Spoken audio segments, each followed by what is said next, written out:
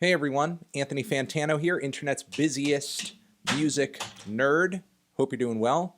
And in this video, I'm going to be talking about hip-hop, the hip-hop scene in Russia. We've already seen and read coverage out of China doing its part to ban hip-hop from sort of mainstream media platforms in that country. And now it seems that there are some artists in Russia that over the past few months now that have been kind of quietly butting heads with authorities who have been cracking down on their concerts, saying that their content and their messaging and their music videos, their art qualify as extremism.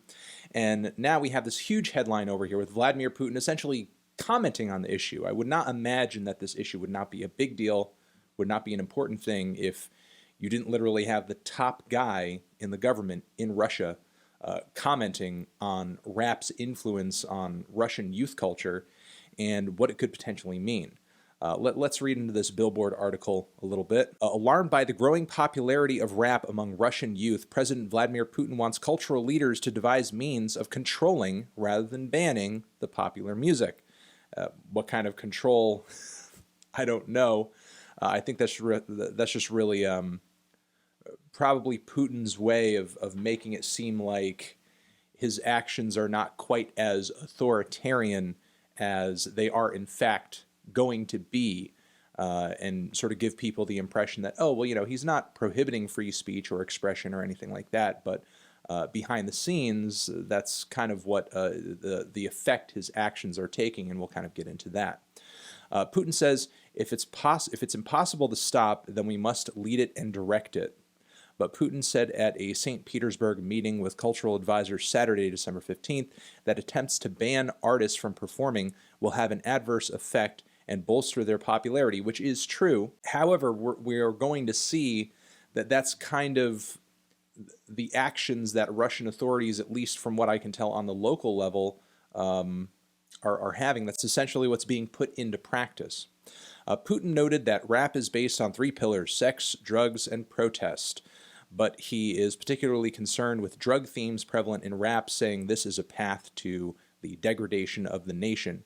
I find it interesting that he would go as far as to admit that protest is a reason that he's unhappy with rap culture. And the artists so far that have been having a hard time as far as getting harassed by authorities, getting their shows shut down, they don't seem to be these wild, crazy drug addicts who are just like completely flooding their music videos and songs with, hopes and prayers that the Russian youth will sort of take on hard drugs.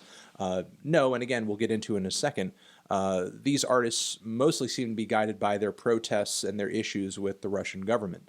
Putin's comments come amid a crackdown on contemporary music that evoked Soviet-era censorship of the arts. Last month, a rapper known as Husky, whose videos have garnered more than 6 million views on YouTube, was arrested after he staged an impromptu performance when his show was shut down in the southern city of the 25-year-old rapper, known for his lyrics about poverty, corruption, and police brutality, was preparing to take the stage on November 21st when local prosecutors warned the venue that his act had elements of what they termed extremism.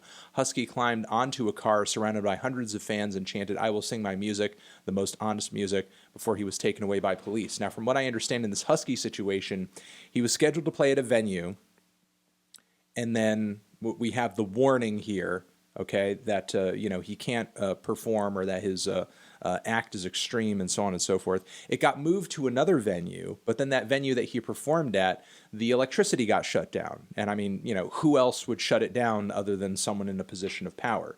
So he was put in a position where at the next venue where his fans were all at, it's not like he just decided to go jump on top of a car. It got moved to another venue, and then that second venue was essentially shut down, and he was prevented from sort of, again, doing his performance in that second venue after he had to sort of downgrade from the one where he most likely would have gotten more attention. On November 30th, rapper Gone Flood announced 2 concert cancellations, citing pressure from every police agency you can imagine, while the popular hip-hop artist Alj canceled his show in the Arctic city of Yakutsk after receiving threats of violence. Yeah, I think I said that right. I might have nailed that, or I might have just totally messed it up. Other artists have been affected as well. Pop Sensation, Punk Band Friendzona, or blah, blah, blah. Okay, well, no mention of one artist who I'm going to be talking about here, but Ice Peak, who I hope you guys are familiar with at this point. They've been having some really interesting viral music videos at the moment, and if I could describe them sonically, they're kind of like a weird, artsy, forward-thinking, goth-ish, trap electro art pop project that seems as influenced by trap bangers as they are like Grimes. And they have been citing repeated instances of harassment and pressure from the government.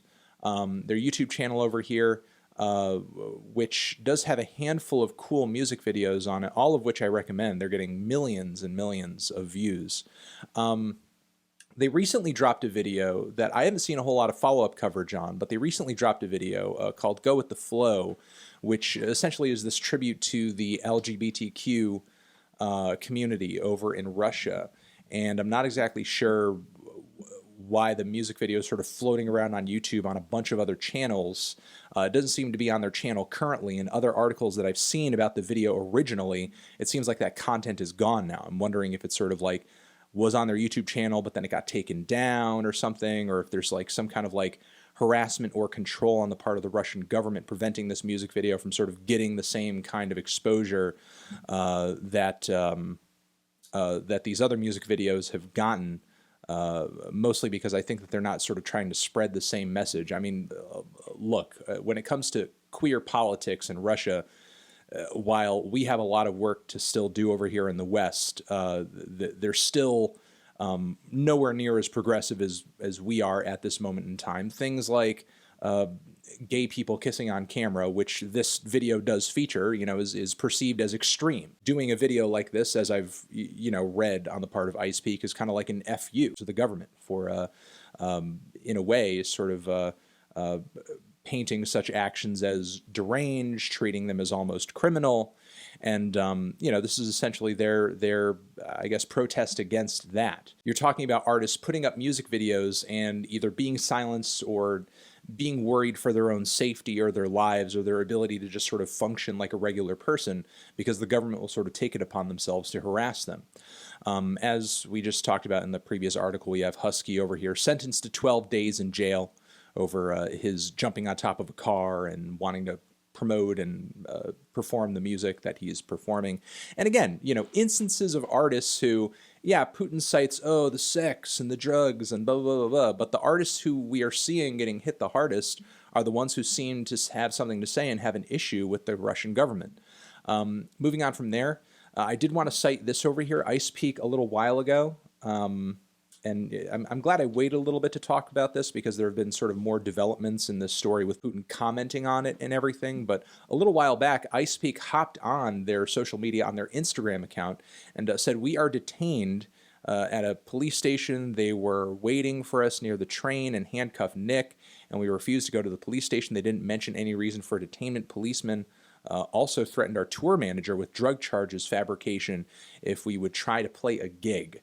So you do have this sort of behind-the-scenes, sort of dark underbelly harassment of the police force toward these artists to prevent them from doing their thing.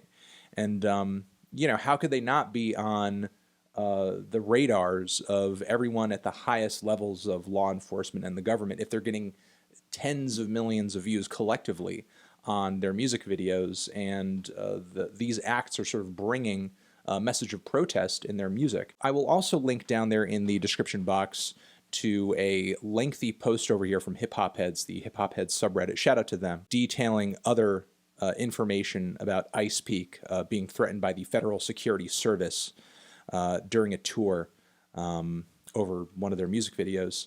And yeah, I will just sort of leave that and all of the links to the articles I've talked about so far in the description box again. So really interesting and also sad, to sort of see artists getting this treatment, outside of the U.S. just for making hip-hop music, just for having something to say about the government. Something to think about over here. You know, when you see things about the president sort of complaining and whining and moaning about the media having bad things to say about him, and him thinking, oh, can this be legal? Maybe we should restrict the things the media can say, blah, blah, blah, blah, blah. That is such a dangerous, dangerous road to go down, because, I mean, this kind of treatment is inevitably where it leads. So, yeah, I think I'm going to leave it at that. Hopefully this situation it gets better in the coming years. However, I don't think that's going to be the case without a lengthy and sort of ongoing cultural battle between artists like Ice Peak and the powers that be. So I wish them all the luck in the world trying to push the message that they're pushing and get the freedom to push it. Without harassment, without gig cancellations, without all of these preventative measures the Russian government is very clearly taking. And if this story continues to develop, I mean, expect Vladimir Putin to continue to say, oh, well, you know, it just needs to be guided and controlled and so on and so forth. We're not attacking anybody. We're not, you know, putting anybody in prison over any of this stuff. But please do not take it from him, because we're already seeing effects of much worse going on at the local level. And, you know, don't assume that Vladimir just doesn't know what's going on, and in a perfect world would much rather that the cops take a much more polite approach. I'm going to leave it at that. Again, all those links and more info down in the description box. Over here next to my head is another video that you can check out. Hit that up, or the link to subscribe to the channel. I will see you guys in the next one. Anthony Fantano, hip hop, Ice Peak, Russia, forever.